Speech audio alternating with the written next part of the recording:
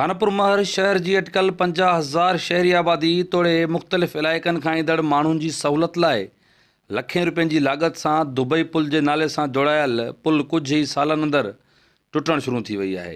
मरहूम सरदार अली मोहम्मद ख़ान महर पारां कोशिशूं वठी सिंध हुकूमत खां मंज़ूर करायल हिन पुल जो कमु एतिरो त नाक़िस कयो वियो जो हू हंधा हंधा उखड़ी वई आहे ऐं कंहिं बि वक़्तु वॾे ख़तरे जो सबबु बणिजी सघे थी। पुल ठही भी हाणे ऐं केतिरो टाइम भी न थियो आहे, पर हे पुल वॾी ख़तरनाक पुल आहे। इन जे करे माना अच वञ में सरिया निकिता पिया आहिनि, गाॾियुनि जा टायर पंचर थियनि था, मोटरसाइकिल वारनि सां वधीक हादसा थियनि था पिया। मेन शहर जे बाज़ार मंझो इहा पुल निकिरे थी ऐं सिधो बाईपास ते चढ़े थी। बहितरीनु पुल आहे, असांखे इहो पंहिंजो गिफ्ट थियल हुई, पर हिन जा सरिया वरिया जेके निकिरी यानी नाक़िस मटीरियल इस्तेमालु थियल आहे। ऐं मां सम्झां जेकॾहिं हिन जी मरम्मत न थी त इहा पुल उखड़ी वेंदी साॻी, इहो सॼो प्रोजेक्ट ख़राबु थी वेंदो, हिन जो कोई कमु ई न कराईंदो। हाणे कुझु ॾींहं ॾिसंदो त पथर निकिरी ईंदा, हे सॼो बेकार मटीरियल इस्तेमालु थियल आहे, नाक़िस मटीरियल इस्तेमालु थियो आहे। तकलीफ़ आहे हर माण्हू खे इन शइ जी, रस्ते जी, रोड जी आसानी तकलीफ़ आहे।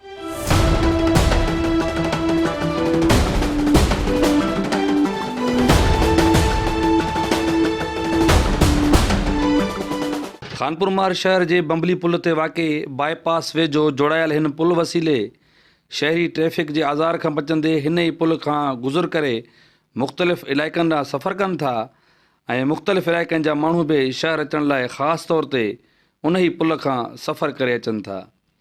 हीउ पुल फैमिली वारनि लाइ ख़ासि बहितर साबित थी रही आहे, छाकाणि त फैमिली वारा माण्हू ख़ासि तौर ते हिन ई पुल खां गुज़र कनि था। पर हीउ पुल अहिड़े नमूने जल्दी ज़बून हाल थी वई आहे जो शहरी तोड़े इलाइक़े वासी परेशान थी विया आहिनि। सदबी आहे दुबई वारी पुल, उधर इन सरिया वग़ैरह तमामु घणा निकिरी चुका आहिनि, गाॾियुनि जा टायर वायर फाटा नहीं, काफ़ी नुक़सान थिए थो। ॿार नंढा नंढा खेॾनि था पिया। ही पुल असांजो वॾी सहूलियत आहे ऐं इन पुल जी कुझु अरसे खां हीअ हालत ॾिसो, अवां पाण ॾिसो था पिया हिन पुल जी छा हालत आहे, ज़बून हालत में अची वई आहे, नाक़िस मटीरियल में इस्तेमालु कयो वियो।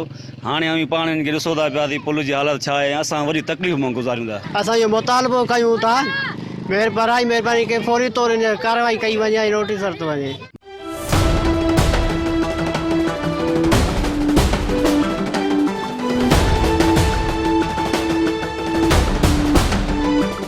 मरहूम सरदार अली मोहम्मद ख़ान महर जी जदोजहद सां जोड़ायल हिन दुबई पुल जा सरिया निकिरी हर रोज़ हादसनि जो सबबु बणिजनि था, पर हितां जी इंतज़ामिया को बि तदारुक करण लाइ तयारु न आहे। ज़िले इंतज़ामिया न त नाक़िस कमु कंदड़ ठेकेदार ख़िलाफ़ु कार्रवाई करण लाइ तयारु आहे ऐं न ई वरी पुल जी मरम्मत कराइण जी ज़हमत कई पई वञे। तंहिं करे हीउ पुल कंहिं बि वक़्तु कंहिं वॾे हादसे जो सबबु बणिजी सघे थी। माण्हुनि जी जेका आमदरफ़्त आहे 70% जे तक़रीबन जेको आहे हाणे हिन पुल खां आहे ऐं हिन पुल जी हालत तव्हां ॾिसी रहिया आहियो। 1 साल 1.5 साल जे अंदरि जेको आहे हीअ पुल बिल्कुलु ख़तमु थी वई आहे, हिन जा सरिया निकिरी विया आहिनि ऐं गवर्नमेंट जेको इदारो आहे इरीगेशन आहे या उन सां गॾु जेका ॿिया कंसर्न इदारा आहिनि उन्हनि जी का बि तवजा कोन्हे। के उहिदेदार खानपुर जा वस वारा आहिनि, महिरबानी करे जेके शहर जा कमु रहियल आहिनि पुठिते पियल आहिनि, असांजो मेन मसइलो आहे खानपुर जी पुल जेका आहे बैराज ते बीठा पुल ते बम्बली बैराज ते, इहा असां ठाहे तयारु करे ॾियूं। जेकॾहिं हिन जे ज़बून थियण जे में ड्राइण में त हिनखे साह लॻी वेंदा, जेकॾहिं पोइ 5 लख रुपया ख़र्च ईंदो, हाणे असांजो सिर्फ़ु ₹1 लख ख़र्च ईंदो।